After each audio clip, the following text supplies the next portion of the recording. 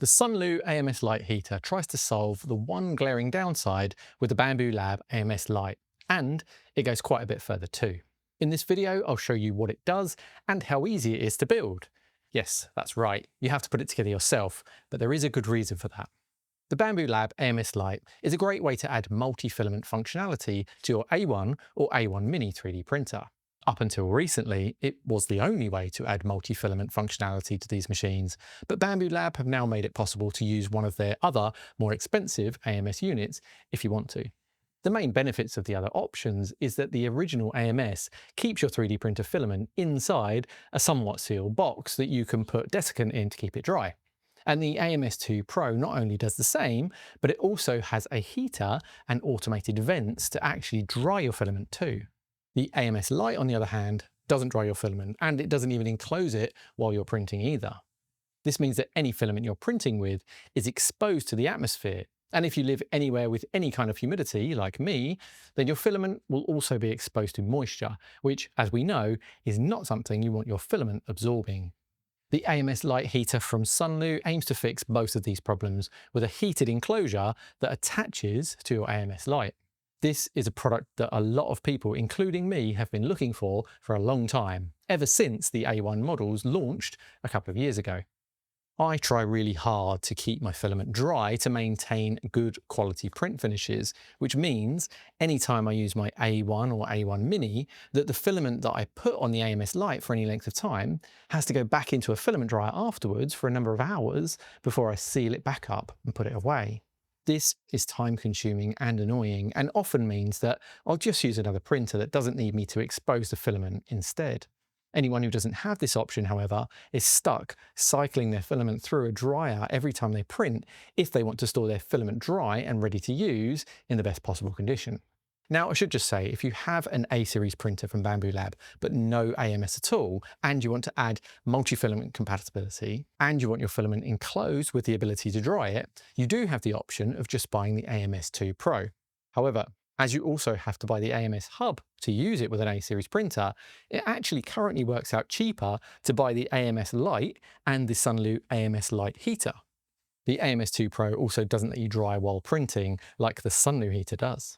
However, if you already own an AMS Lite, then upgrading it with the AMS Lite Heater is a great option. If you're quick, it is possible to grab one of these for only $99. That's the price of the first 200 pre-sale units. Then the prices start to rise as more sell, with the final price being $129 after the first month of pre-sale. You can, of course, jump straight to the current best price from the links in the video description. Even at the final price, that's still very competitive for a 4-spool filament dryer, and it rivals my previous favourite, the SUNLU S4. However, whilst it is technically possible, it's not really convenient to use the S4 with the Bambu Lab printers. So let me show you how the AMS Lite Heater combines with your AMS Lite to give you everything you might want to look after your filament while printing with one of Bambu Lab's A-series printers. When SUNLU sent this unit to me, there was very little in the way of information of how it needed to go together. What you receive in the box is the main enclosure with all of the parts you need inside. You have to open it up and remove the top to make room for the main body of your AMS Lite to fit inside. By the time I actually put the AMS Lite heater together with my AMS Lite, a video and an instruction manual had been sent to me, which made it a lot clearer on how everything fitted together. And it's actually pretty simple.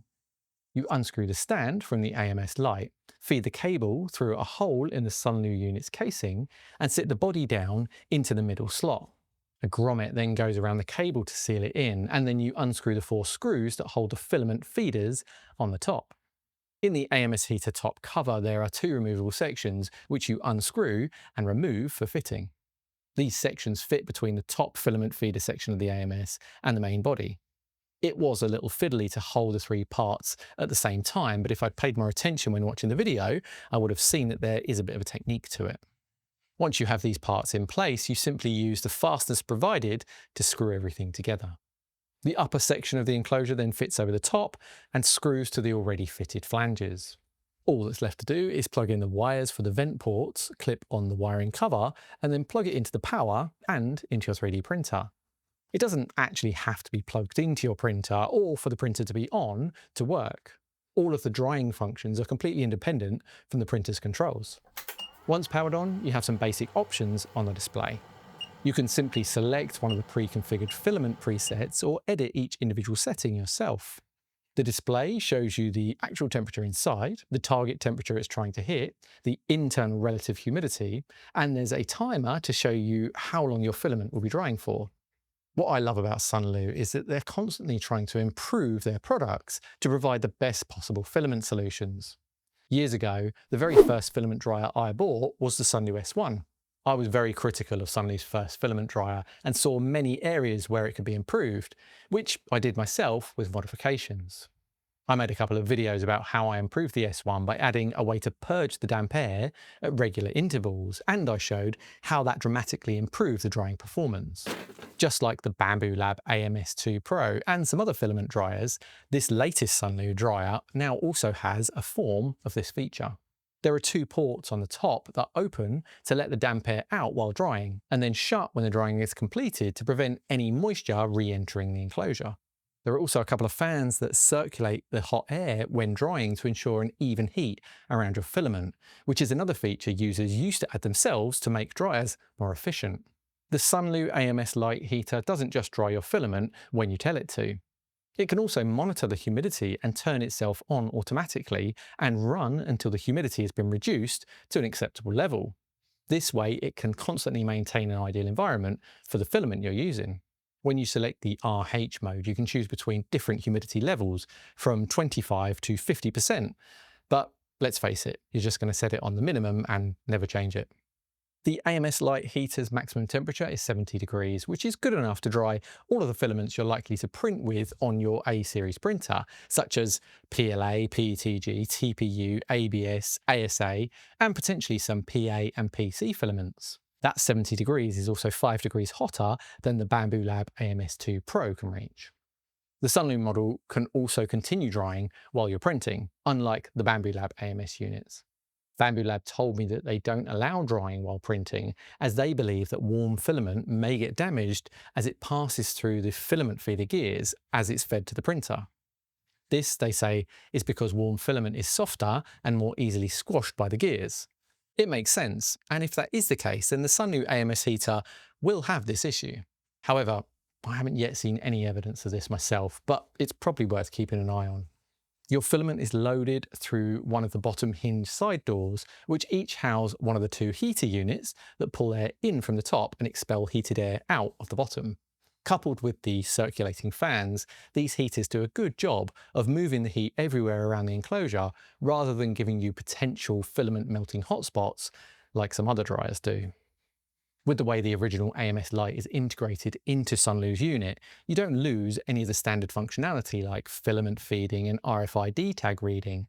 It all still works, it's now just inside a nice looking box.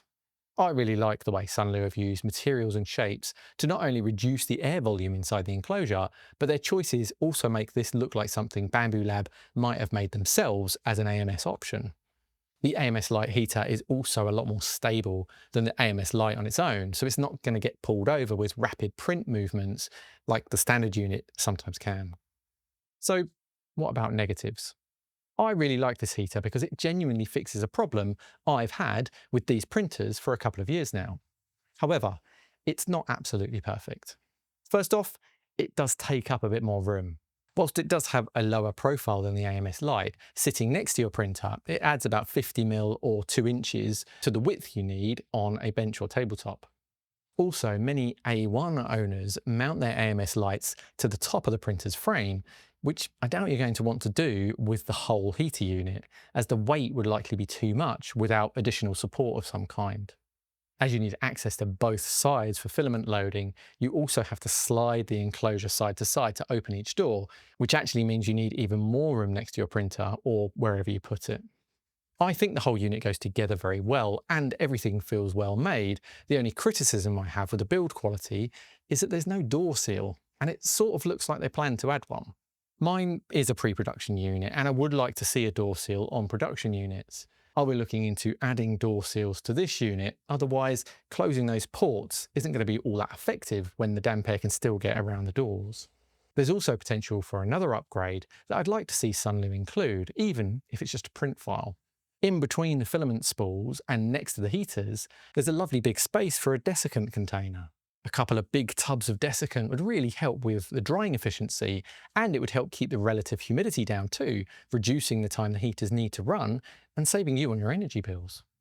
As you can see, these are all very minor niggles other than maybe the door seals. I would like to see that one addressed, and I will be suggesting this to SUNLU along with my other findings.